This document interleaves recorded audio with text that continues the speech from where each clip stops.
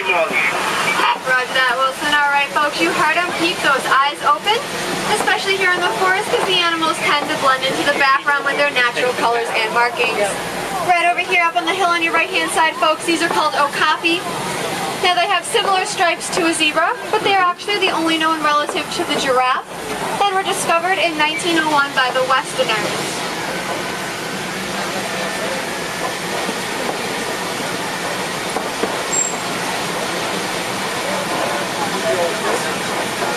Now, watering holes like this one on your left-hand side are very important gathering places here in the forest. Now, this will allow us to maybe get a glimpse of some of the rarer species, such as the black rhino.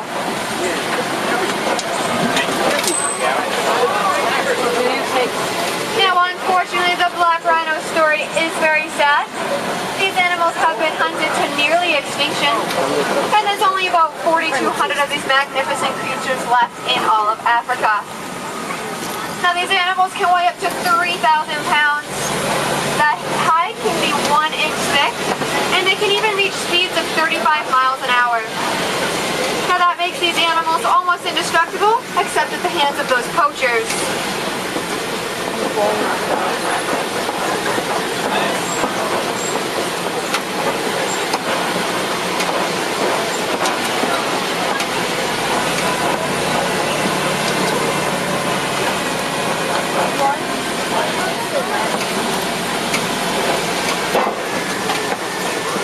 Way up on the top of the hill there, folks, you'll see a couple of storks.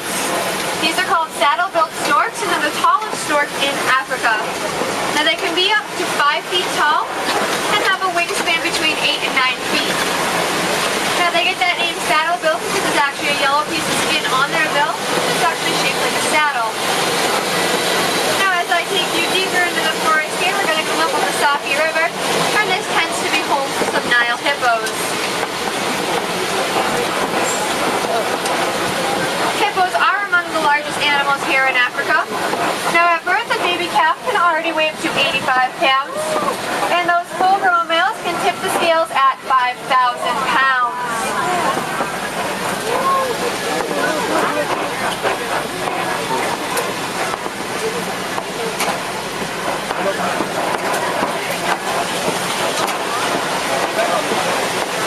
Now, hippos will stay submerged most of their day underwater, and they can hold their breath between 5 and 8 minutes at a time. Now, they tend to be nocturnal feeders and can eat up to 100 pounds of food a night.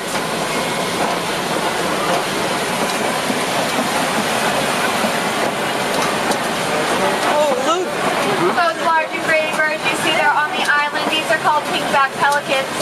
Now, these pelicans live in colonies and will work together to herd fish to the shallow water so they can all feed together.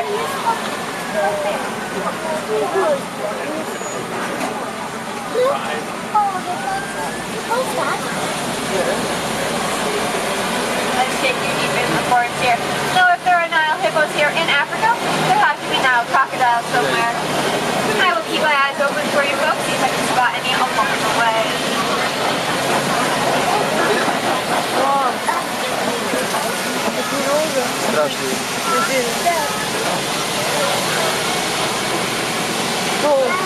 This bridge doesn't look too safe. And speaking of those crocodiles, I think I found some. Now, these Nile crocodiles are much larger and much more aggressive than the American alligator.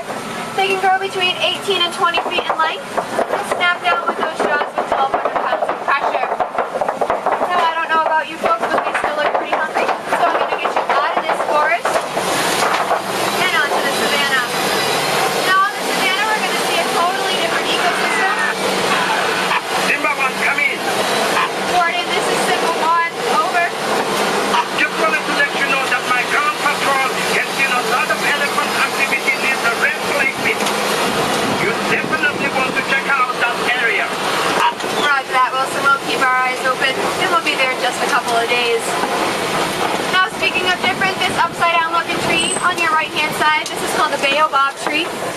Now, these trees survive long periods of drought by going leafless up to 9 months out of the year and storing a whole lot of water in that large trunk.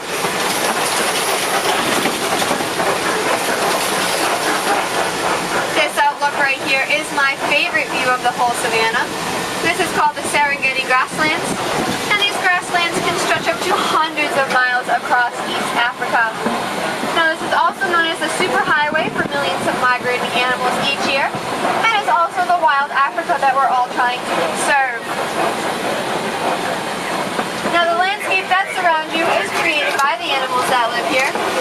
Those large elephants will act as bulldozers, knocking down the trees, allowing them to eat it, and that causes the grasses around it to spread.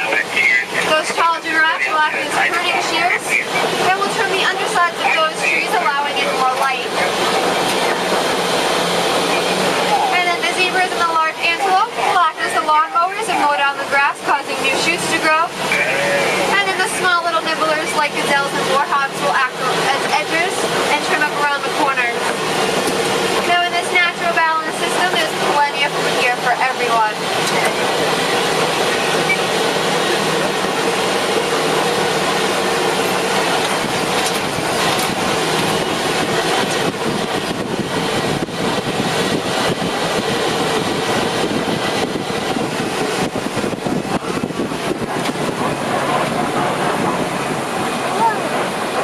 On your right hand side, laying next to the tree there, that's a Patterson's eland. Now Pattersons are the largest of all elands, and they're part of the antelope family. A full-grown male can weigh up to 2,000 pounds and stand at 6 feet tall, measuring from its shoulder to its hoof. Now I don't know if you noticed, there's a lonely little guy laying over there. That's a water buck. Water bucks full-grown can weigh up to 750 pounds, and they carry an oily secretion on their fur, which acts as a water-proofing agent.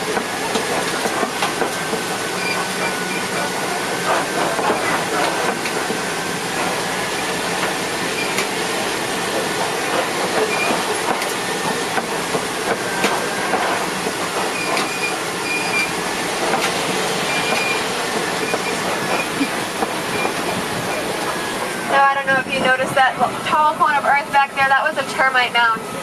Now termites use their saliva, mix it with the sand, and here in Africa during those hot days, the sun turns them as hard as concrete. The elephants will use them as scratching posts and they end up wearing down. And then antelopes and gazelles will use them as lookout points over this tall grass to spot any predators in the area.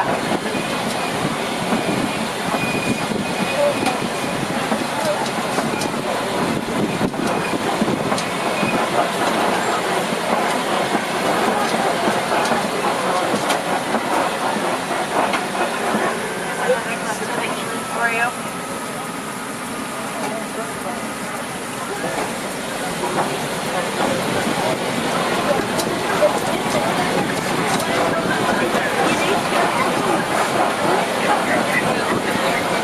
Now these animals coming up on your left-hand side in the bush here, these are called white-bearded wildebeest. Now these animals are known for having the largest migration on Earth, and 1.5 million of these animals will cross the grasslands each year. Now in Africa they're not called wildebeest, they're called gnu, which is spelled G-N-U. Now this mimics the grunting sound that they make.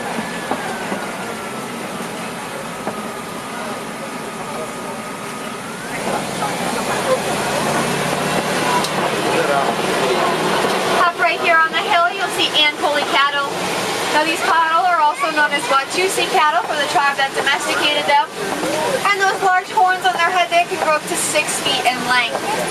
On the right hand side up at the top of the hill, those light tan ones, those are called Thompson's gazelles, or as we like to call them, Tommies. Now they may only look like babies, but they're actually full grown and only weigh up to 60 pounds.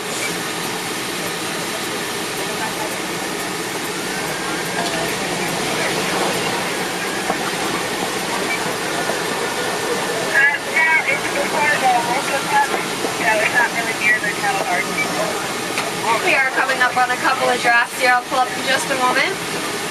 Now these are called reticulated giraffes, and they're the largest animal in the world. And they can grow up to between 18 and 20 feet tall. Now they get their name reticulated from the Latin word reticulata, which means net. And this refers to the net-like pattern on their coat. Now no two patterns are alike, just like no two fingerprints are alike on humans.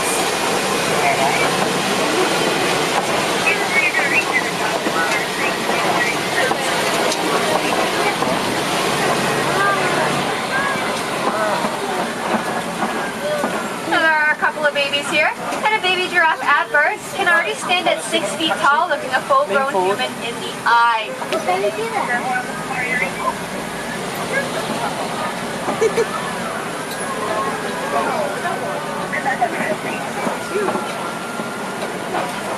Baby.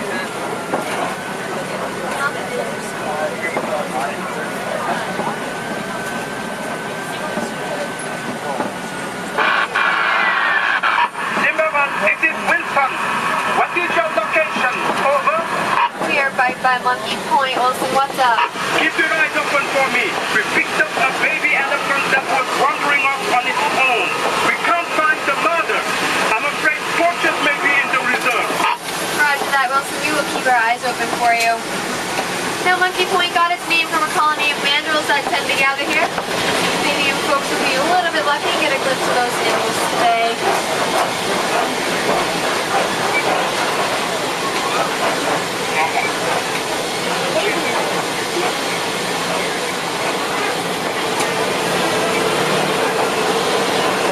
Way in the back there, there's actually an African elephant. Moja kwa moja kutoka kwetu. Who's even getting a radio station here?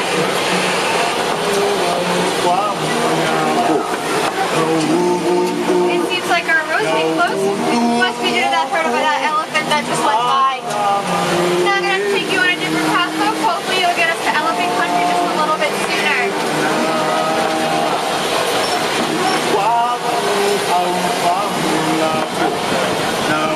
Not another version. Oh, that's not good. It cut out our radio station. I'm gonna have to go pole over this bridge, folks, which means very slowly here.